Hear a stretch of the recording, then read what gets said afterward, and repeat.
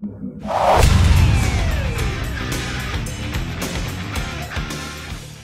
to Veterans Nation, segment 17. I'm Michelle Ladd, here with Trevor Scott, Kelly Smith, and from Veterans Network, we have Ryan Stirs. All right, this segment is dedicated to the 173rd Airborne Brigade. They are an infantry brigade combat team based out of Vicenza, Italy, and had most notable battles during Vietnam. Right. I've actually got a good friend who's in the 173rd stationed out in Vicenza. So he just got back from Afghanistan. So welcome home, Nate, to you and your unit. Yeah, the brigade got resurrected in 2000, so they're still going strong over in Afghanistan for us. Oh, great. All right.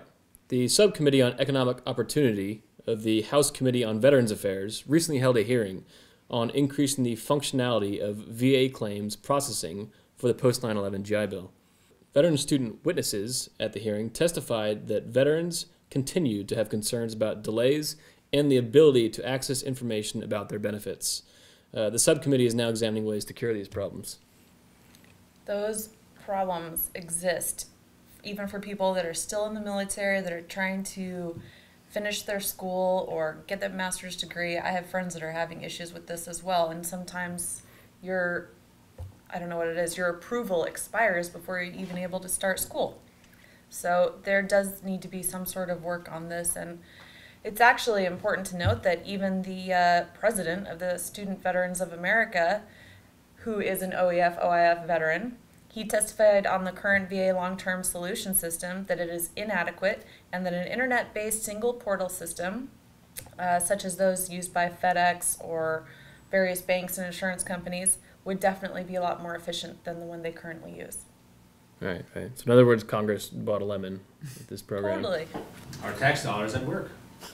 I mean, not to knock the Post-911 G.I. Bill, because it's a great program. It but is if it's used effectively. Right. The way they're processing it is a bit archaic. And even the school representatives were talking about how inefficient it was and just impossible. Right, and it's ever changing, and it's just overcomplicated. And like you said, it needs to be a one portal website that they use where you can go on, check how many months you have left, that type of thing. Because as it is now, you have to call the VA, wait on hold for 45 minutes, and then hopefully whoever answers the phone has the information for you. It just needs to be something simple, easy for people to access, and the regions don't have cross. What am I trying to say? They don't. They're not able to share information. Right. So if you apply to school one place, then you decide to go to school in another. It's different state by state. It's like, nobody talks to each other. Yeah. But this subcommittee hearing is a good step in the right direction, I think, to work these problems out. That's really important to a lot of people in order to get their schooling. A lot of people, that's why they even join the military in the first place. Right. That's definite bonus. And if you want to hear more about this hearing, visit the website, or you can watch the webcast of the entire hearing on the Veterans Network Legislation Report channel. Time for a positive break. Coming home can be hard if you're a veteran of Iraq or Afghanistan. You may feel like you're all alone, but you're not alone. At iava.org, your fellow vets are all around you.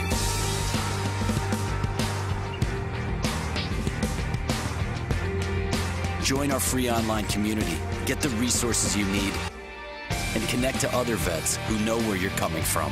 iava.org. We've got your back. Here's an interesting statistic that I wouldn't have thought to be true. There are over 84,000 couples in the United States Armed Forces that are military married to military. And these days, it seems to be a lot more common that married people are joining the military together, or that they happen to be finding love on their first job assignment. And that's a pretty high number. I wasn't expecting it to be that high.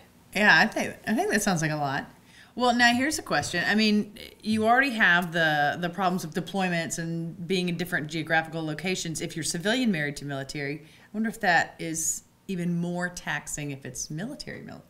Because you said they're joining together to be together. How does that work? Well, it says right here that all military branches that have this program called Joint Spouse, they are based within 100 miles of each other. And not only that, but DoD-wide, about 80% of the military married to military are assigned within 100 miles of each other. So that's not too bad of a statistic. And the thing that's not great is that you realize that 20% don't have that. So they don't get to be close during their entire enlistment. At least it's a program that's trying to keep them together. And that's really, I mean, that's the most a big government company can, or Right. agency It's can not do bad. is, you know, I mean, at least Not try. Yeah. Try and help them Yeah. out. It is a volunteer force. Right. They didn't have to do it. Right, right.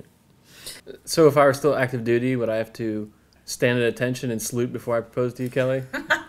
Say, Where's my deployed rock? Captain Smith is Sergeant Scott asking for your hand in marriage? Don't forget I'll the think ma'am. about it. Ma'am. Ma'am. Ma'am. Wait, you were doing it wrong, Trevor. Here's how a marriage proposal in the military should go.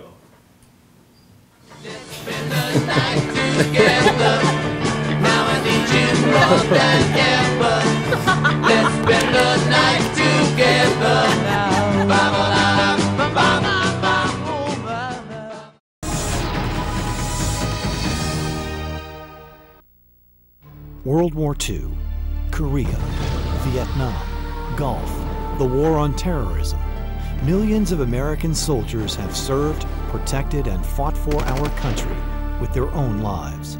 Today, there are more than 26 million veterans in the U.S., but for most returning home from their tour of duty, making the transition back into civilian life is often one of the toughest challenges they face. Coming home from any war is a lifelong process, but for the veteran today, the fact that so many of them are National Guard and Reserves and they're serving multiple tours, they're coming back to an economy that is very weak, they're coming back to families that have seen them come and go and leave jobs that they were maintaining their lifestyle, their families or whatever. The war memories, the war injuries, the thoughts of war, that whole transition when Johnny and Mary comes marching home is very different. It's a long process. It doesn't happen overnight. National Veterans Foundation is meeting the needs of veterans and their families and is continuously focused on expanding their efforts to provide real solutions for these American heroes. For more information about National Veterans Foundation, contact them today or visit their website at nvf.org. All right, we are back, and we are here for a special commentary from Joe the Vet.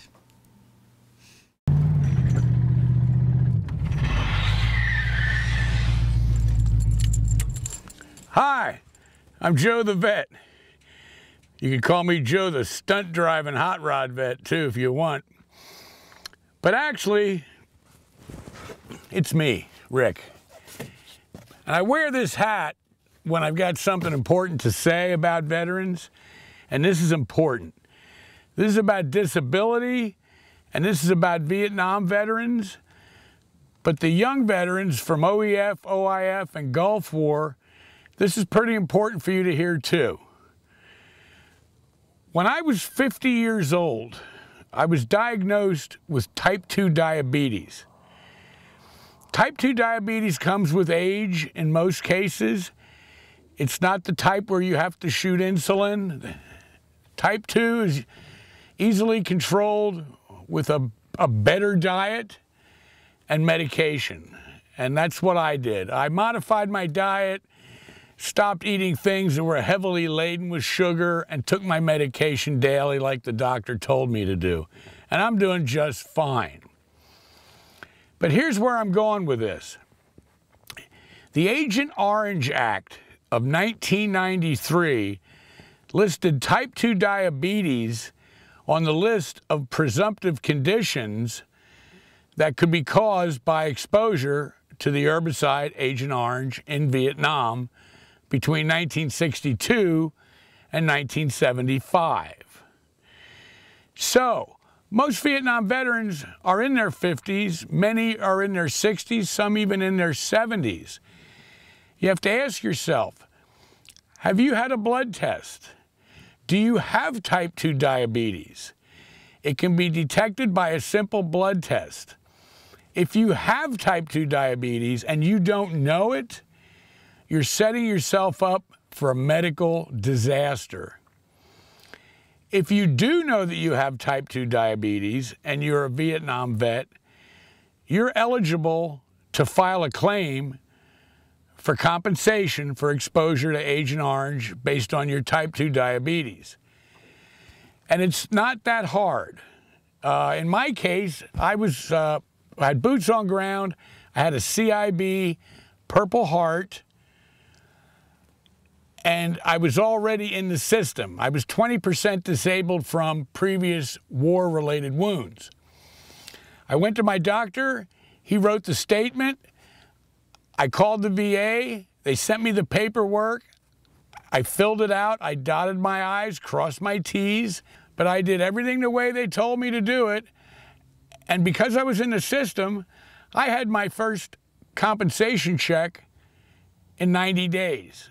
My rating went from 20 to 40% because of the type 2 diabetes. And they didn't hound me or question me as to whether I had any hereditary connection to type 2 diabetes.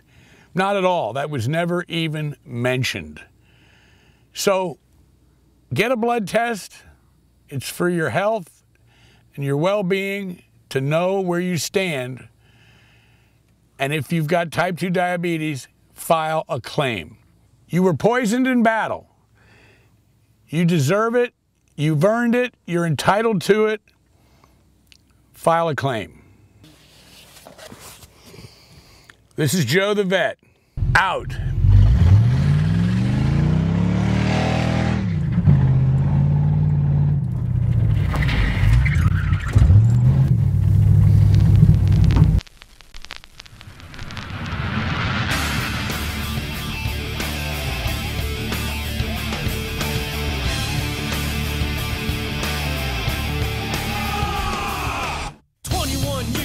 Hitting the ground, flipping cars upside down, jumped the General Lee over a semi-truck, went straight to ER, cause I pushed my luck. Did stunts for crews and slashed alone, but they say they did them on their own. I made flicks with Howard, Crow, Wu, and Lee, and that's right, I'm the one who jumped at General Lee.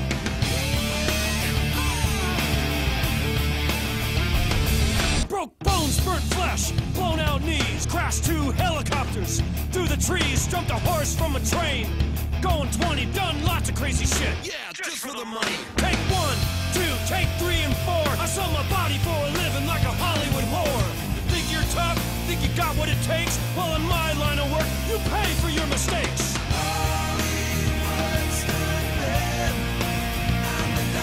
You hit the ground, you deal with the pain. Nobody wants to know your name.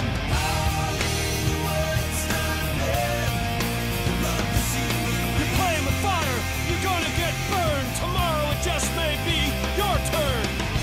That's my face you'll never see.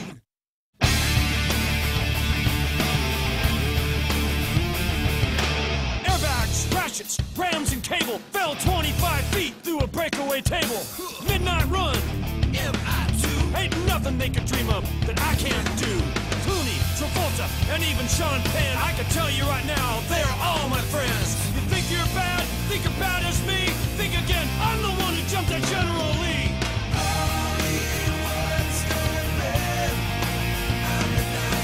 Hey, Seagal, there ain't no doubt. Gene LaBelle, yeah, he choked you out.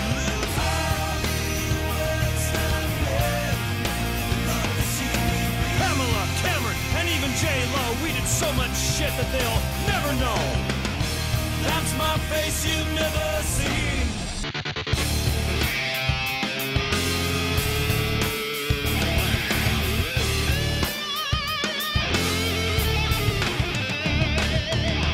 Dukes of Hazzard, Fall Guy, you've seen me flying through the sky. I'm immune to pain, addicted to speed, and pure adrenaline is all I ever really need. So if you think you're tough, think you got what it takes, well then jump on in, but don't make no mistakes.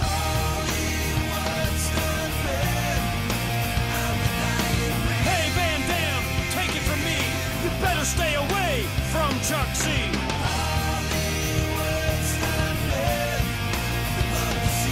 I've lost good friends like we've run down, and who's going down next, you never can tell. That's my face you've never seen.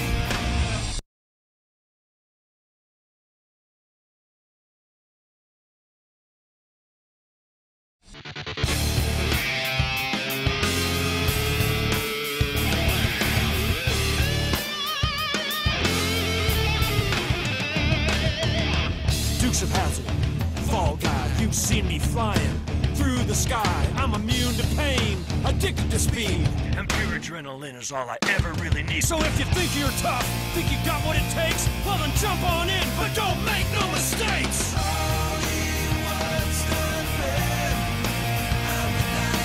Hey Van Damme, take it from me, you better stay away from Chuck Z.